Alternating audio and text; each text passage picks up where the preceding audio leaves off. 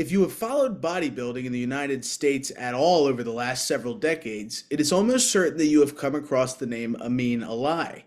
Deemed the guru by his clients, who include the legendary King Kamali, as well as Dave Bautista and Don Long, Ali has been an influential and prominent member of the bodybuilding community for many years.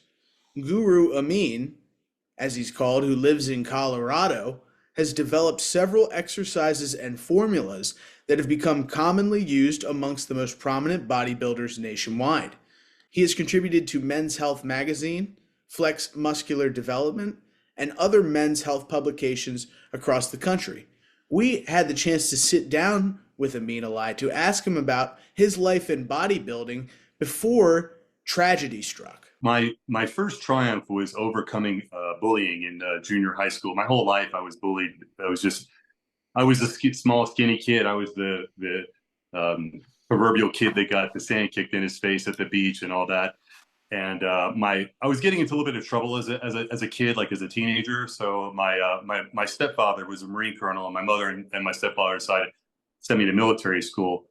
And after a good year of hazing in military school, I decided to start lifting weights and changing things. So I put on quite a bit of muscle my freshman and sophomore year in high school, and then my junior year I went back to public school. Then in my junior year, I decided to start bodybuilding, and then I competed, won the teenage competition, the teenage overall, and the adult short division, and then.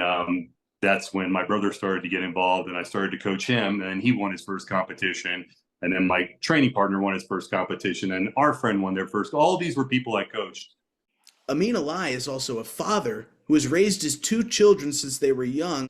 Ali tells Slingshot News that his 8-year-old son, Azariah, or Azzy, as they call him, is the light of his life. My dad homeschooled me shortly after. So today I did 50 lunges. I don't even know how many. It was a lot. So usually every day my dad and me goes to work out, and we do like a short 15 to 20 minute workout every single day. And we run a lot. Usually I go ride my scooter, and I do Kung Fu every day. I just did my rank test on Saturday. They have done a really good impact on my life. I would have never reached what I've reached right now without. He and his son are massive fans of the online influencer Romanian businessman Andrew Tate, following Tate's advice on fitness and manhood and masculinity. Though their lives have been graced with good times, recently, Ali and his family have been subjected to extreme tragedy. Several years ago, Ali and his son were not alone. Ali had another child, a stepson named Caden. Caden was the older brother to Azariah and had been raised by Ali since he was just 1 year old. Tragically, Ali's oldest son, his stepson Caden, was diagnosed with clear cell sarcoma, a rare form of cancer, at just 9 years old. Right before that, my brother had cancer. He was diagnosed with stage 4 cancer shortly after he passed away. After he passed away, our family fell apart. Before that, everything was like fine. We didn't have much problems. The family was still kind of apart, but it was slowly falling apart when my brother got diagnosed with stage 4 cancer. So it was a rough, around year. And I found out that he was diagnosed with stage 4 cancer on the flight back from my dad's parents. Expending every resource he could, Ali did everything within his power to fight to maintain every single day of his son's life that he possibly could. The initial diagnosis from doctors gave young Caden just 45 days to live. So they first said he had 45 days left to live, but my dad put every single penny he had into it, and then he managed to live 11 months. They actually put a patch over his eye, and they removed his kidney shortly after they said when he had 45 days left to live. Did you feel like it was a blessing to have this additional time with your brother? Yes, I felt like that. I felt like I had to enjoy every single second of what I had with my brother.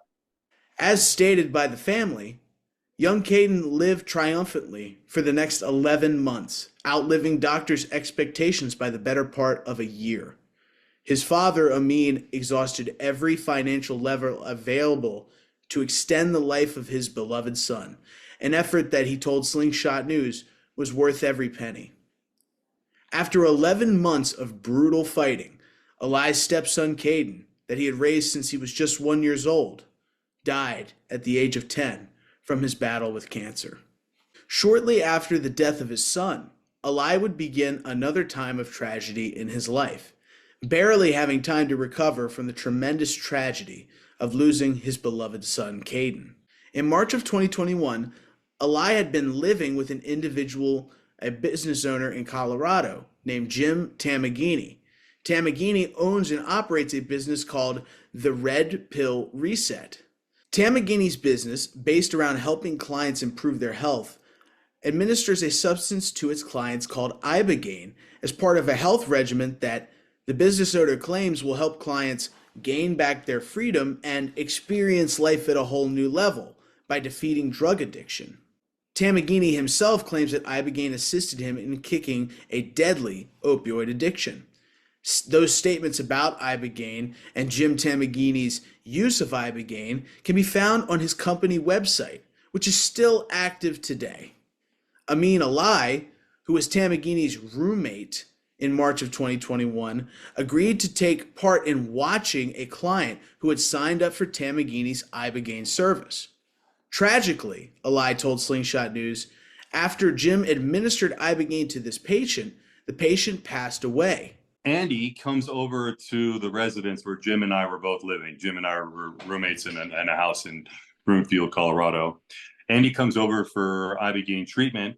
Andy gets there and Jim provides the ibogaine. The family's there for a while. We take some pictures. Andy takes the ibogaine in front of us and the family, in front of Jim. I say I'll be there in case he needs me. You know, why not? I'll be there. I live there, so I'll be there in case he needs me. The family stays for a while. We chat. Everything's cool. He says he's feeling a little bit tired. They leave. He lays down to take a nap. Shortly after he lays down to take a nap, I decide I'm going to go upstairs. I was down with him. I stayed with him for a little bit. Then I decided to go upstairs, get something to eat. Maybe about 5 minutes go by. I come back downstairs. He's already blue. I noticed right away. I called 911 right away. Jim wasn't in the house. He went to go get something to eat from the grocery store for Andy when Andy was done with this. And he gets back in the house, cleans the house of any evidence of anything that existed in the house, gets rid of all of it. Apparently, he had a gun. He threw the gun outside the back of the house. Police found that. They matched the footprints in the snow to his. I never knew he had anything. Of course, you know, the police come with the body cams. Paramedics come. The paramedics start. I tell them he's downstairs. They start doing CPR immediately. They notify me that he's no longer with us and that they believe that he died from a pulmonary embolism. An autopsy conducted after the death of this patient revealed that he had died of a pulmonary embolism. Amin Eli never administered ibogaine, had possession of ibogaine, nor sold or purchased ibogaine. No, I didn't have anything to do with ibogaine as a business at all. I never did. I was an advocate of it. I used it myself. I thought it was very beneficial. I've been talking positively about it, and it's something that I think is very beneficial for people who have physical or psychological dependencies. The Red Pill Reset business owner Jim Tamagini conducted every part of the business involving ibogaine. Interestingly enough, ibogaine would be decriminalized in the state of Colorado in November of 2022, just a little over a year after the events took place at Tamagini and Eli's residence. After ibogaine was made legal by the state of Colorado in November of 2022, Amin Eli was, in a shocking twist of events, arrested by authorities in Colorado on charges of distributing ibogaine that he had not in fact distributed. A warrant was issued for his arrest in November of 2022, shortly after ibogaine had been made legal in the state of Colorado. Ali, who never trafficked in ibogaine, administered ibogaine, sold ibogaine, or possessed ibogaine, now faced 20 years to life in prison for the distribution of a substance that he did not distribute. Ali spent 7 days in jail, and upon his release, he was informed that there was a gag order in place on him, leaving him unable to raise money for his defense or to even mention his case publicly. Having nowhere to turn financially, Ali chose to take a public defender. The public defender told Ali that despite his innocence, he would lose his trial and urged him to take a plea deal which included 15 to 20 years of prison. That public defender sold me out. That public defender, the best he was going to do was give me a 20-year plea, and I'm not guilty, so I'm not going to take it. And in no way, shape, or form should a man who's willing to fight for his life and fight for his freedom, should he not be able to get the help he needs to do it? Under the deal encouraged to be taken by the public defenders, Amin Ali would not see his 8-year-old son until that son was at least 23 years old. He would not be able to hug his son or raise his son until his son was nearly in his 30s, a fact that young Assi told me would destroy his life. Let's roll that clip. One thing stuck in this reporter's mind while reviewing this information and this heartbreaking case. Why Amin Ali? How could Amin Ali possibly be prosecuted for a crime in which he had no involvement? How could this father, who has been through emotional hell, possibly be the target of such a wrongful attack by the Justice Department? We can only assume that Ali is being targeted as the poster boy of the anti-ibogaine movement. We had the chance to ask Amin Ali why he thinks he's being persecuted in this matter, and here's what he had to say. Racism. It's the only thing I can think of. Despite having no involvement in the distribution, sale, possession, or administering of ibogaine, Amin Ali has been made to feel the full wrath of prosecutors and now faces potentially spending the rest of his life in prison over something that he had no involvement in whatsoever. As for Jim Tamagini, his business has continued uninterrupted. In fact, the influencer Tamagini has continued to sell ibogaine from his business amidst the trial of Amin Ali. Tamagini has not been indicted or charged with any crime. The owner of the Red Pill Reset who administered the ibogaine was not mentioned in Ali's indictment at all.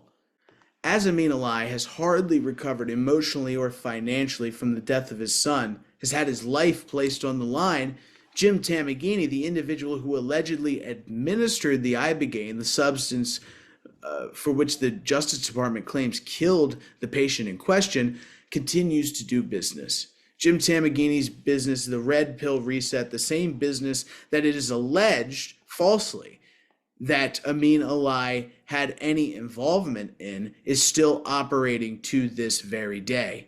Why is Amin Ali being selectively targeted? Why has Jim Tamagini, who orchestrated the use of ibogaine for the patient that passed away, not even been mentioned by law enforcement officials? Ali is now left to fundraise for his legal defense, something that he tells Slingshot News is an extremely expensive proposition. Ali will reportedly need over $200,000 to pay for a legal defense that will be able to vindicate him in this case and prevent him from serving the rest of his life in prison, giving him the opportunity to continue to raise his son. One thing that has kept this family together, they tell me, is the influence of Andrew Tate and the videos and the content of Andrew Tate, something that young Assi has taken so much to as a young man that he actually has even shaved his head to look like Andrew Tate. We asked them about the effect that the Tates have had on their family. Let's hear what they had to say. Oh, he has had a really good impact on my life because my dad has been watching this and he's pretty much the Andrew Tate before he ever got arrested. He's pretty much the same thing as Andrew Tate, but he's just different. Well, so Different skin color, sorry. So like how is it inspirational to never give up, and the things that Andrew says that, escape the matrix, and how I homeschool you, all those things is what he's asking. Yeah. So the homeschooling thing is a big impact because this year before that I was in school and they were teaching me stuff that I felt like I didn't need to know because they were just like felt not inspirational, and I felt like I was already knew all of the things that they taught me. when it comes to the case of Amin Alai, it's hard to understand exactly what is going on. Alai never administered the drug ibogaine. He never sold the drug ibogaine. He never possessed the drug ibogaine. And yet, it seems that he is being sent to prison merely for being the roommate of an individual who was conducting the business in question. How could somebody be sent to life in prison for merely being an associate of an individual that has not even been charged? The individual who committed this crime, the individual who allegedly administered the ibogaine that the government claims was responsible for the death of this patient, is still at large. Amin Alai, who had nothing to do with this, is being persecuted. It is one of the most heartbreaking stories. I asked young Assi what it would be like to lose his father. Here's exactly what he had to say. My father is a really good person. He has done nothing wrong. He is a great man. I would not be able to grow up properly without this man. He's my mentor, he's my teacher. He is so good. He does everything right for me. He teaches everything for me. I would grow up to be a great parent if this man raises me. My mom has already fell apart into so many pieces after my brother has sadly passed away from stage 4 cancer. This man is a great man. He is only trying to help the world. My dad needs a lot of help. Some days we didn't even have that much food. We barely had that much food. Some days my dad didn't eat so I could eat. My dad is so important in my life. Sometimes I just feel like helping him with the few pennies I have. He is the best dad in the world. I do not want to lose him. Losing him is pretty much what my life depends on right now. My mom would not be able to raise me right. Please donate to this man. He did nothing wrong. In a country that promises liberty and justice for all, it's hard to come away from this investigation not feeling that liberty and justice for all is a myth, and that for people like Amin Alai, who have been subject to government persecution, that there is no justice, that there is no relenting truth. Slingshot.news was devastated while conducting the investigation into this situation, and particularly while interviewing the family. It's evident to see the toll that this case has taken on them. I would encourage everybody out there to investigate what's going on here. And if you have the resources, to support this family and to help Amin Alai protect his child, protect his life, and to defend himself against one of the most baseless persecutions that I personally have ever seen. Thank you for watching this. We encourage you to donate to the Alai family, as we've included their links below, but you can also go check out slingshot.news, where we will publish an article on this subject. Thank you very much for tuning in, and God bless. Troy Smith reporting for Slingshot News.